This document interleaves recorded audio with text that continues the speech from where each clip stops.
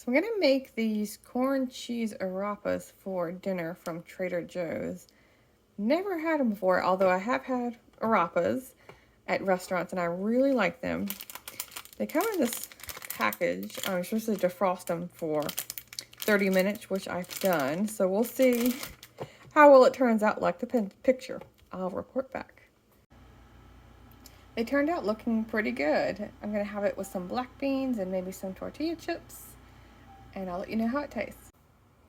Hi, so it's around, again, 9 o'clock when I'm wrapping up the vlog. I didn't get much film today because I had a very low-key day, which is exactly what I wanted after a busy week. It was just to get through my work and then just relax. I'm trying to install like a Friday or a Saturday night movie night just so I can actually watch some movies because I am so far behind on movies. Like, it's not far ahead, but like as many books as I read, like the amount of movies I watch in a year is maybe 5. So I'm trying to get a bit better. So me and my boyfriend are taking turns, and he picked the Barbie movie. I didn't like it at all. It wasn't to my taste in any sense of the imagination.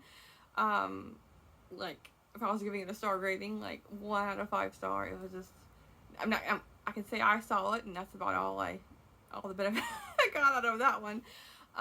But yeah, so I did manage to finish a couple of books, and wasn't my best reading day either. Like, I got through a number of books, but the quality I mean, they were okay. They weren't terrible.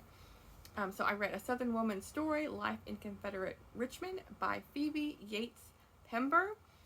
And here's the cover here. And it came out like right after the Civil War, I think, like 1860. Yeah, 1861, 1865.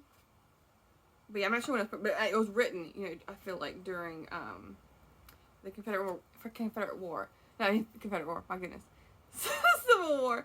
Oh my gosh. Oh yeah, because she is a nurse at a, like it's saying, a Confederate hospital in Richmond, Virginia, 1862 all the way to the end of the war. And this book kind of like goes to show, like, I could never be a nurse. The guts and gore of it, and just the horrible, depressive,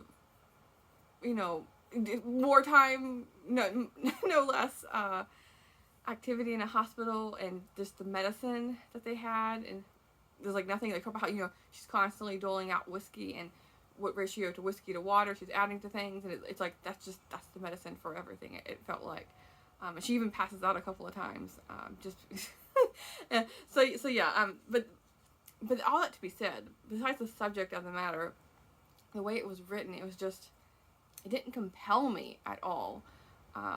And maybe I just didn't want to be compelled. I don't know, but yeah, it was just okay. And then I read The Yellow Leaves, a miscellany by Frederick Bachner.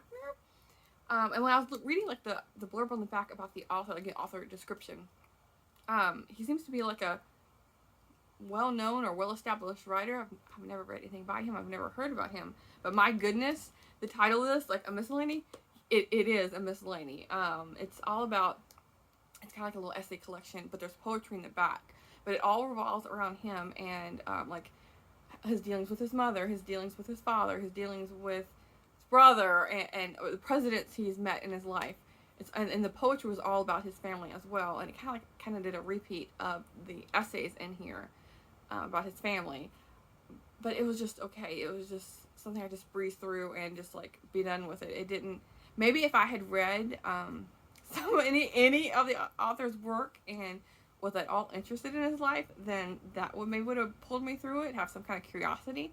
But I didn't. What drew me in, I think I got this from our Little Free Library, was the pretty cover with the leaves, and I was like, okay, I thought that this was going to be like a musing on his life and what have you, and it kind of was, but it didn't go deep enough. It didn't interest me at all. So yeah, there is that one. And then 2 other books I have started today but not finished. Missing May by Cynthia Rylant, and this is a Newbery winner. And I am, how many pages in? 25 pages in out of 89 pages. So yeah, super short book. This author, that name was driving me crazy. I was like, this sounds so familiar. but I couldn't place her. And then I went to Goodreads, like handy dandy Goodreads, just to see what all she's written. And she wrote, now I can't think of the title of the book. One of the Little House on the Prairie like spinoff. It was like something with the fern grows, not not the red fern grows, not that, or but it was like in the green grove, something like that. But anyway, so I read that one this past February. But this book, all that to say, this book is about the main character is named Summer, and her aunt? Yeah, her aunt died, and so she's living with the uncle, who is like kind of like sickly or elderly and isn't long for the world kind of deal. But then she has a friend, or is it a neighbor? Friend, a boy around her age come, and they start talking about how the uncle is now can like sense his wife, her aunt's presence. And so like the boy's like trying to find a way of them connecting with the aunt. I'm not sure exactly what's going to happen. Like I see it in the picture, they're all looking up. So I'm not sure if it's going to be some kind of like fantasy world of the aunt coming back. I don't know. I'm a quarter of the way through, and we'll see how this turns out. I will put back tomorrow, because I know there's no way it's going to take me more than an hour tomorrow to finish. And then the other book, I'm just like perusing my way through, Unlikely Friendships by Jennifer S. Holland.